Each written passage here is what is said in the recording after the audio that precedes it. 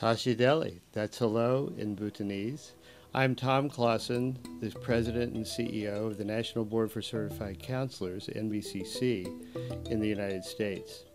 I'd like to introduce today Shring Wangmo, who is a counselor in Bhutan. Shring, tell us a little bit about what you do in Bhutan. Hello and kuzangpo to everybody. I'm Shring Wangmo and I'm from Bhutan. I work in Renew, and Renew is an organization in Bhutan. It is an acronym that stands for Respect, Educate, Nurture and Empower Women.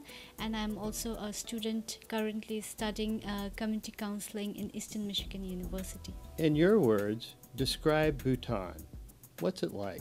Bhutan is a very small country situated between the two big neighboring countries like India and China, and it is one of the most beautiful and one of the most happiest countries in the world.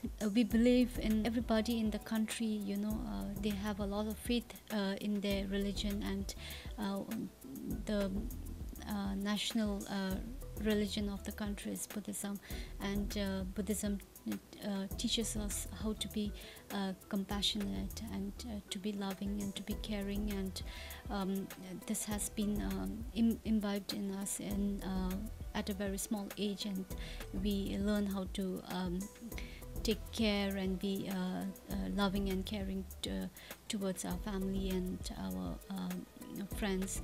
And I think this tradition, this Buddhist tradition in being interdependent on each other has a great influence also. Shring, you mentioned happiness. What's happiness to you as a Bhutanese? I think happiness for me is my family, my Buddhist beliefs that I have, and my kings. They are happiness for me. Many places around the world measure GNP, or gross national product, as their economic status. I know that a few years ago, the fourth king said something very different. Tell us about how the fourth king in Bhutan measures gross national product. Fourth king, His Majesty King Singye Wangchuk, who was very far-sighted, and he developed this philosophy of gross national happiness in realizing that we Bhutanese will have to adopt this very unique approach of measuring our gross domestic product in terms of happiness, and it was mainly to create balance between development and our spiritual.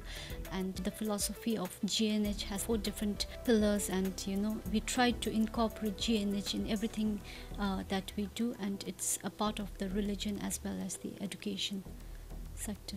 How is Bhutan changing today? Very fast, and there have been a lot of changes going on in the country, economic and social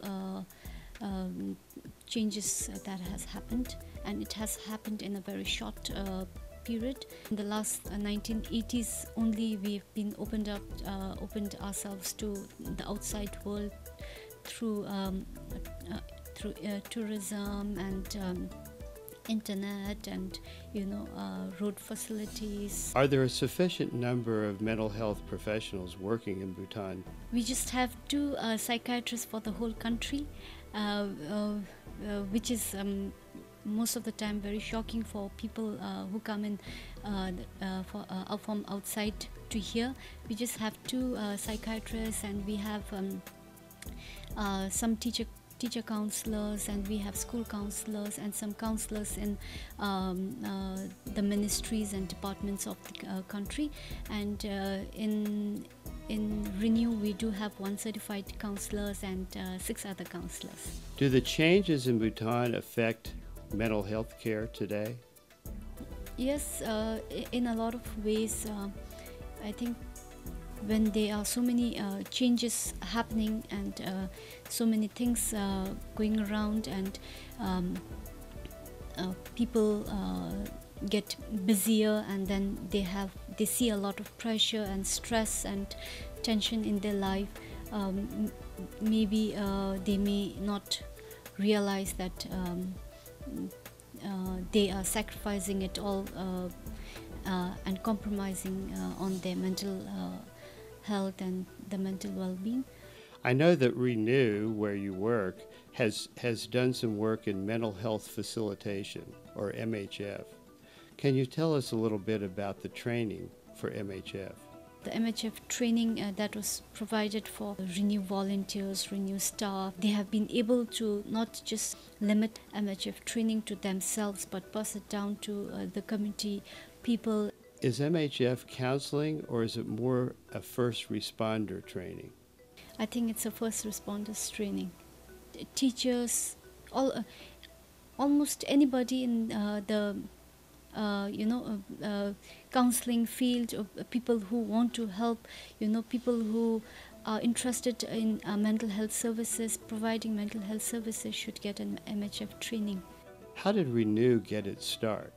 Renew was established in 2004 by Her Majesty, the Queen Mother, Ajit Sangitchorin Wangchuk in 2004. But it was conceptualized a long time ago when Her Majesty was touring around in the rural villages in the country, and during her tour in the rural places in Bhutan, she had met a lot of women in the country who faced hardship, and she had seen the different type of problems they went through, and by then I think she was very much sure that she established a place where women from all walks of life can come together and talk about their problems and share their problem with somebody, and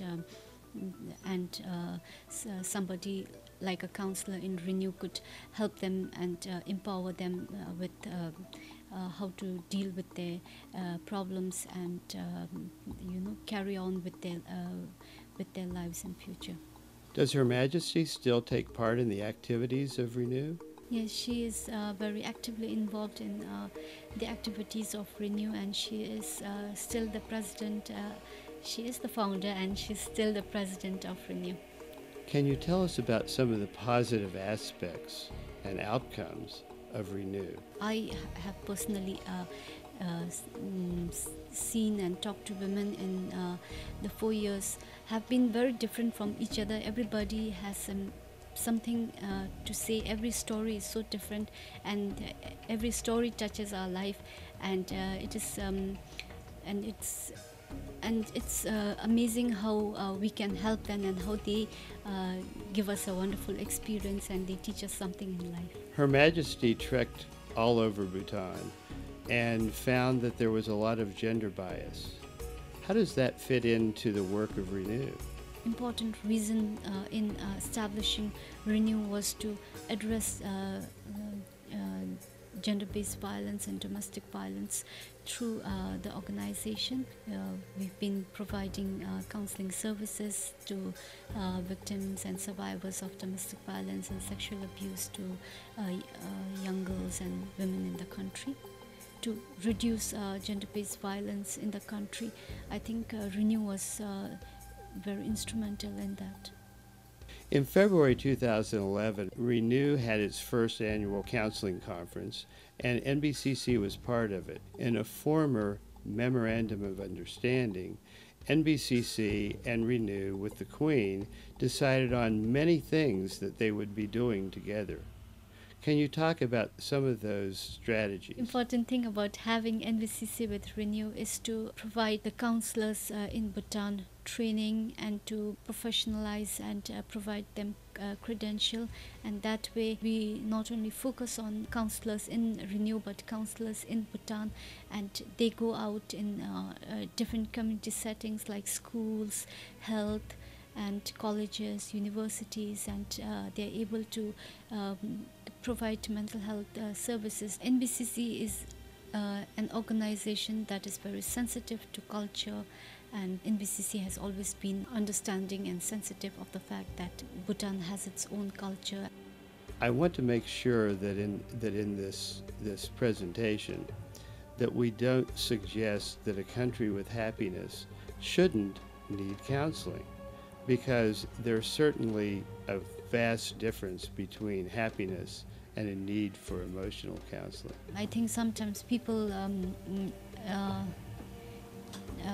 misunderstand that even though we are the happiest country in the world, that we do not have any problems. I think each individual has their own personal problems and issues that they would and hardships that they would face every day in their lives. Needless to say, I think everybody needs somebody to talk to, and sometimes people may not have the right person to talk to, like a counselor or a mental health service worker. I think sometimes people take it for granted that all the time people can be happy all the time. It is very critical and important for Bhutan to have mental health services. Kadenche. Thank you.